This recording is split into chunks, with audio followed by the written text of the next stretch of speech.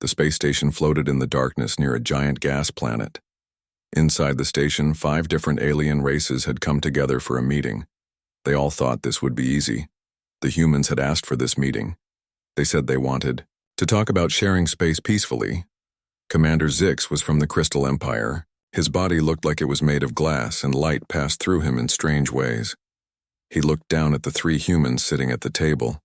The humans had come in a small ship. It was nothing compared to the huge warships the aliens had brought.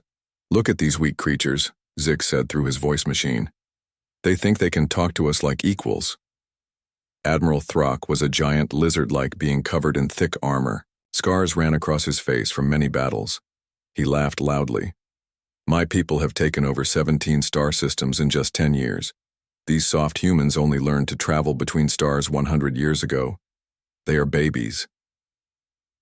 The third alien was different. It looked like a ball of bright energy floating in the air. This was Speaker Nira from the Mindwalkers. The energy ball pulsed brighter. "We can destroy minds with just a thought. We could make their whole fleet go crazy before they fire one shot. They are like ants to us." Captain Vex looked like a giant insect. Her hard shell was black and shiny. She was part of the bug swarm, where millions of creatures shared one mind. She made clicking sounds with her mouth parts. "Our living ships can make babies faster than humans can build metal ships. We would crush them with pure numbers." The last alien was General Corvin. He looked almost human, but half his body was replaced with machines. Red lights blinked on his metal parts. He was from the Steel Lords. "My people have been fighting wars for 3,000 years. We know every trick. These humans are children, playing with toys they do not understand." The humans sat quietly at the round table. Captain Jake Morrison was their leader. His face was calm and showed no fear. He had gray hair and lines around his eyes from years of space travel. Next to him sat Lieutenant Amy Foster. She was young with short brown hair. She wrote notes on a small computer pad. The third human was Commander Paul Baker. He was middle-aged with a friendly smile. He just sat back in his chair and listened. Morrison had heard this kind of talk before. Every alien race they met thought humans were weak. They saw Earth's small ships and laughed. They did not know the truth about human strength. The aliens kept talking about their power. Zix told stories about his people turning enemies to crystal with special weapons. Throck showed videos of his lizard armies burning planets. Nira made the lights flicker just by thinking, proving her mind powers. Vex released the smell of her war chemicals that could kill most life forms. Corvin's machine parts glowed red as he powered up hidden weapons. "Your little Earth has what, maybe a few hundred ships?" Throck asked with a mean smile. "I have seen your fleet records, old human ships with simple weapons."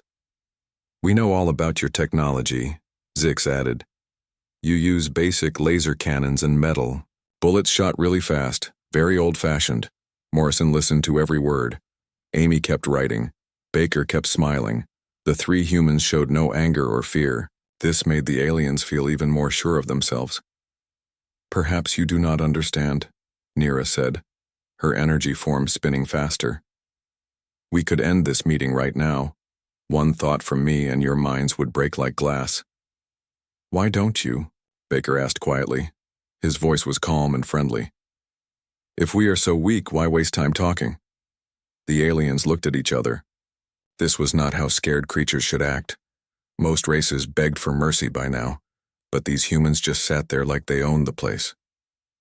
"Because we are civilized," Corvin said slowly. "We give you one chance to surrender your territory peacefully. Join our empires as servant races, we will let your people live." Morrison finally stood up. He was not tall compared to the aliens, but something about him made the room feel different. "That is very kind of you," he said. "But I think there might be some things you do not know about humans yet." "Like what?" Throck growled. "What could we possibly not know about such a young race?" Amy Foster looked up from her notes. "Well, for starters, you might want to look outside." The aliens turned to the big windows that showed the stars. Space looked normal. Nothing had changed. "I see nothing," Zix said with confusion. That, said Baker, is exactly the point. Morrison walked slowly around the table. The aliens watched, him with growing worry. Something was wrong, but they could not figure out what. You see, we humans learned something important very early in our history, Morrison said. The loudest dog in the fight is usually not the most dangerous one. The room fell silent except for the soft hum of the station's machines. Zix moved closer to the table. His crystal body caught the light and threw colors around the room. You should be shaking with fear, human. Our ships together could destroy your home planet in just a few days. Morrison stood up slowly. He moved, like a man who had all the time in the world. That is very interesting, he said calmly. We humans have an old saying. It goes like this: speak softly and carry a big stick. We have been listening to you all day. Amy Foster touched a small device on her wrist. Baker, I think our new friends should see what we brought with us today. Commander Baker smiled and pressed buttons on his own communicator. USS Thunder, this is Baker. Please show yourself and move into position around the station. Suddenly, the big windows that showed the stars went dark. Something huge was blocking out all the light. Red warning lights started flashing all over the station. Loud alarms began ringing through the halls. What kind of trick is this? Throck roared. His sharp claws came out of his fingers. His lizard eyes glowed with anger. Morrison walked over to the nearest window. He looked out into space like he was watching something beautiful. No tricks here, Admiral. This is just what humans can build when we put our minds to it. The USS Thunder appeared out of nowhere like a giant sea monster rising from the deep ocean.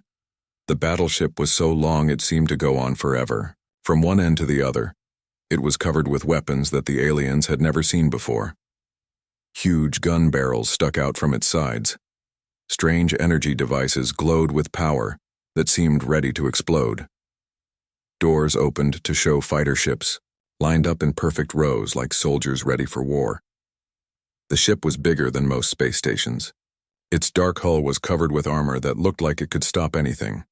Blue lights ran along its surface in patterns that hurt to look at. The weapons moved on their own, tracking and aiming at targets the aliens could not see. This cannot be real, whispered Nira. Her energy ball flickered like a candle in the wind. Our best sensors found nothing. How did you hide something so large? Amy Foster smiled for the first time since the meeting started. You are looking for the kind of ships you understand. The Thunder works on science that your people have not discovered yet. Captain Vex started making rapid clicking sounds. She was talking to the millions of bug creatures that shared her mind across the galaxy. After a moment, she spoke in the common language. This ship, my hive mind says it has enough weapons to fight our entire war fleet by itself. Morrison came back to his seat. He sat down like nothing special had happened. The Thunder is our newest type of battleship. We have built 15 of them so far. 3 more will be finished next month. The alien stared at him in shock. 15 ships like this? It was impossible. No young race could build such things. How long did it take you to build this? Corvin asked. His machine parts were scanning the ship through the windows. Red warning lights blinked faster on his metal body. About 2 years for this one, Baker answered. We are getting faster at it. The newest ones take only 18 months. Throck's mouth fell open. 2 years? My people need 10 years to build a ship half this size.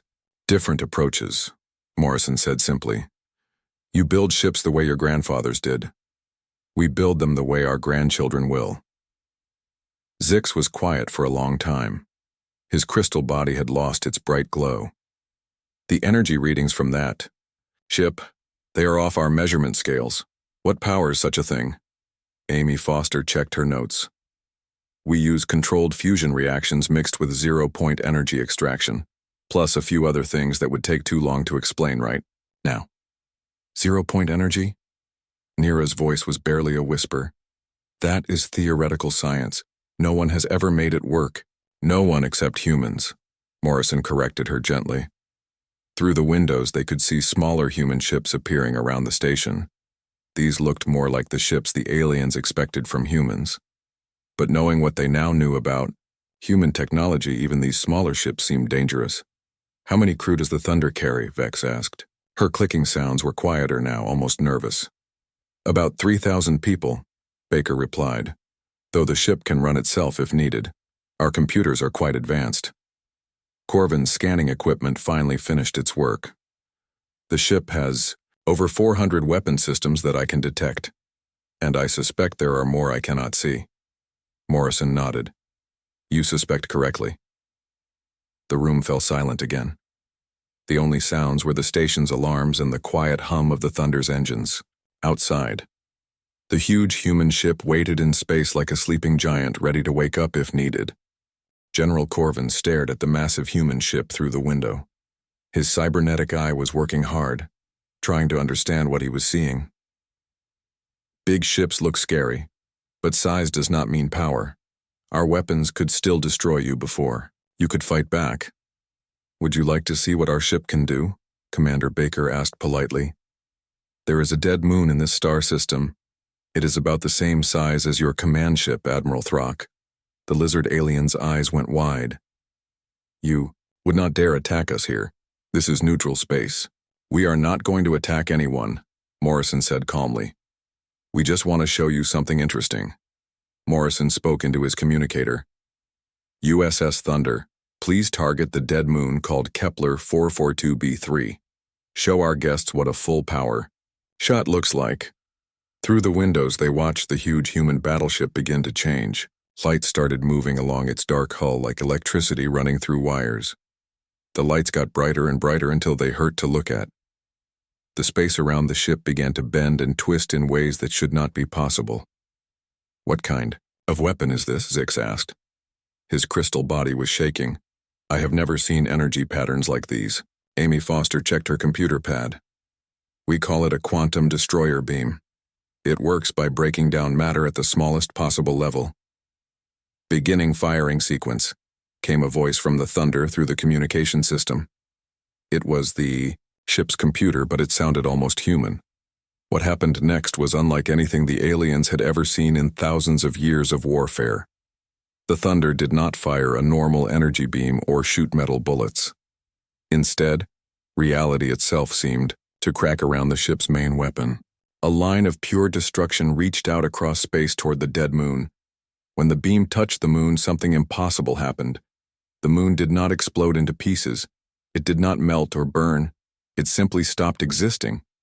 Where there had been a solid rock the size of a small planet, there was now nothing but empty space and a brief flash of light. The moon had been there for millions of years. Now it was gone like it had never existed at all.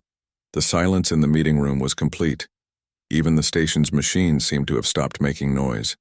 The aliens stared out the windows at the empty space where a moon used to be. "Quantum dissolution technology," Amy Foster explained like she was talking about the weather. "We learned how to control the basic forces that hold matter together. It took us about 50 years to figure it out." Zix's crystal body had gone completely dark. His people glowed with inner light when they were healthy, but now he looked like dead glass. "That level of power, it should be impossible for any race to control." "You keep saying that word," Morrison replied. "We do not find it very useful. When someone tells us something is impossible, we just work harder to make it possible." Admiral Throck was having trouble speaking. His voice came out as a whisper. "How many of these weapons does your ship have?" "The Thunder has 6 main quantum destroyer cannons," Baker answered like he was giving directions to a store. "Plus about 3,000 smaller weapons that could disable your flagship in a few seconds." Speaker Nira's energy form was getting smaller and dimmer. "We tried to read your minds when you first arrived. We found nothing. How do you block mental attacks so completely?" Morrison laughed quietly. "We do not block anything. You want to know what you found when you looked into our minds? You found human stubbornness. We have been fighting wars since we learned to pick up rocks. We got very good at it." Amy Foster leaned forward in her chair. "Every alien race we meet thinks we must be weak because we are new. You mistake our youth for helplessness. That was your first mistake. Your second mistake," Commander Baker continued, was thinking that a race smart enough to go from stone tools to star travel in 10,000 years might not have learned a few tricks along the way. Captain Vex had been quiet since the moon disappeared. Her hive mind was probably trying to understand what they had just seen. Finally, she spoke. The energy required for such a weapon, and where does it come from? Morrison walked back to the window. The thunder was still glowing with power, like it was ready to fire again at any moment. We learned to tap into the energy that exists in empty space itself. Your scientists probably think empty space is actually empty. It is not. Impossible, Corvin said automatically, then stopped himself. The word did not seem to mean anything when talking to humans. We also use the power of controlled black holes, Amy Foster added. Very small ones, of course. We keep them contained in magnetic bottles. The aliens looked at each other with growing horror. Black holes as power sources? These humans were playing with forces that could destroy star systems. How long have you had this technology? Zix asked weakly. About 20 years for the quantum weapons, Baker replied. The black hole generators are newer, maybe 15 years. 15 years. Throck could barely speak. My people have been trying to understand black holes for centuries. Morrison shrugged. Different approaches to science, I guess. We tend to try things that other people say cannot be done. Through the communication system, the Thunder's computer spoke again. All weapons recharged and ready, awaiting further orders. The simple statement sent chills through all 5 alien representatives. The ship that had just erased a moon from existence was ready to do it again. And there were 14 more ships, just like it. What other impossible things have you humans accomplished? Nira asked, though she sounded like she was afraid to hear the answer. Amy Foster smiled, but it was not a friendly smile. Would you like us to show you more, or have you seen enough for today? Admiral Throck's battle-scarred face had turned pale under his green scales. His claws were still out, but now they shook with fear instead of anger. How many of these moon-killing weapons does your ship carry? The Thunder has 6 main quantum destroyer cannons, Baker answered calmly. Each one can fire every 30 seconds. We also have about 3,000 smaller weapons that could cut your flagship in half. Speaker Nira's energy form was now very dim and small. We tried to attack your minds when you first came here. We found nothing we could hurt. How do you protect your thoughts so well? Morrison laughed softly. We do not protect them at all. You want to know what you found when you looked into human minds? You found pure determination. We have been fighting wars since we lived in caves. We learned to never give up, no matter what. Amy Foster sat back in her chair and looked at each alien in turn. Every race in this galaxy thinks that because we are new, we must be stupid. You thought our youth made us weak. That was your biggest mistake. Your second mistake, Commander Baker said with his friendly smile, was thinking that a species smart enough to go from throwing spears to traveling between stars in just 10,000 years might be easy to defeat. Captain Vex had been silent since the moon disappeared. Her millions of bug-like creatures across the galaxy were all thinking together, trying to understand what they had seen. Finally, she spoke in a quiet voice. What do you humans want from us? Morrison stood up and walked around the table again. This time, the aliens moved back when he came near them. We want the same thing we wanted when we came here today.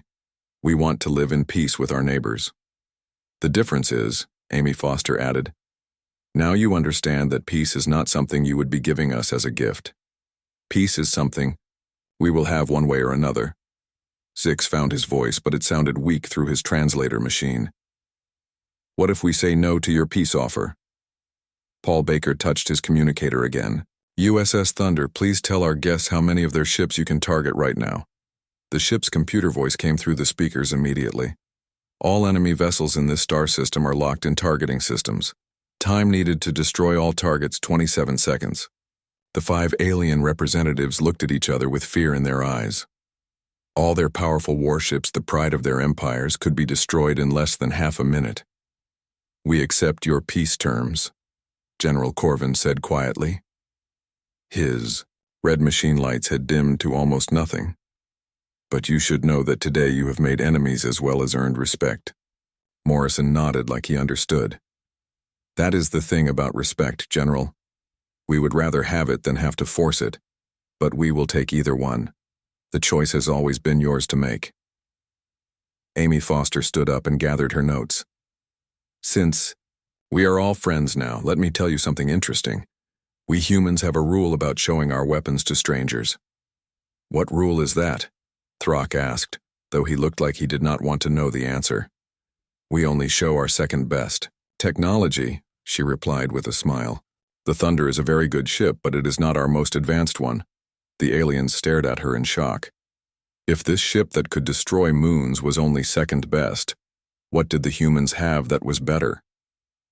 Commander Baker checked his watch. Speaking of advanced ships, the USS Lightning should be arriving soon. It is one of our newest models. Much faster and stronger than the Thunder. How much stronger? Vex whispered. Well, Morrison said thoughtfully, the Lightning can destroy entire fleets without slowing down. It also has shields that can stop any weapon we know about, plus some other features that might surprise you. Through the windows they could see the Thunder starting to move. The massive ship turned slowly, showing off its enormous size and countless weapons. Smaller human ships moved around it like children following their parent. Where are you going? Zix asked nervously. Back to human space, Morrison replied. We have other neighbors to visit. Some of them have been making threats against human colonies. We thought we should go have friendly conversations with them too. The meaning was clear. Other alien races would soon get the same lesson these five had just received. Amy Foster paused at the door as the humans prepared to leave. Oh, one more thing. We know some of you are probably thinking about forming an alliance against humanity. That would not be wise. Why not? Corvin asked, though his voice shook. Because we have been watching all of your home systems for months, she answered. We know where your important planets are, where your fleets are stationed, and where your leaders live. If any of you attack human territory, your entire civilization will disappear. Baker smiled his friendly smile again. But we are sure that will not be necessary. After all, we are all peaceful neighbors now. The three humans walked toward the door. Morrison stopped and looked back one last time. I almost forgot. The President of Earth wanted me to give you all an invitation. What kind of invitation? Nira asked weakly. We are having a big celebration next month for the opening of our new shipyard. It can build 10 ships like the Thunder every year. You are all welcome to come watch the first launch ceremony. With that, the humans left the room. The five most powerful military leaders in the galaxy sat in stunned silence, staring out at the massive human battleship that had changed everything they thought they knew about war. In the depths of space, the USS Thunder began to accelerate. Its engines created a light show that could be seen from the station. The ship moved faster and faster until it vanished into the darkness between stars, carrying with it the promise of human protection for those who wanted peace, and human vengeance for those who chose war. The age of human expansion had begun. The galaxy would never be the same again.